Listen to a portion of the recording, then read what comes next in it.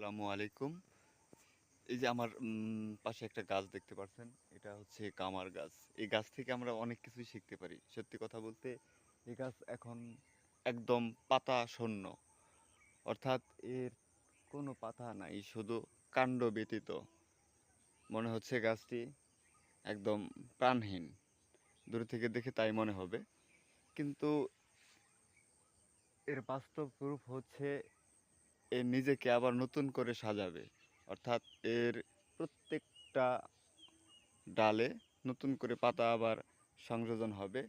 সেই পাতা গাছ থেকে আবার নতুন করে রূপ দেবে। এতে কি বুঝলাম? যে আল্লাহ পাক কি না পারে দেখো, মনে হচ্ছে যে মরা গাছ। এই গাছটাতে আবার নতুন করে পাতা গজাবে, পাতা গজিয়ে তারপরে আবার এই যে এরকম রূপ নেবে। এই যে পাশের একটা গাছ, এই দেখো, এই গাছগুলো এই যে পাতায় ভরপুর। ওই আমার মাথার উপরে দেখা যাচ্ছে, ঠিক এরকমটাই হবে। এই হচ্ছে আল্লাহর কুদরত।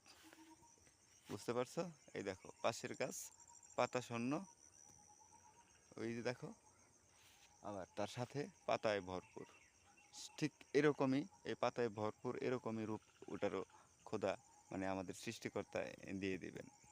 ধন্যবাদ, ভালো থেকো সবাই।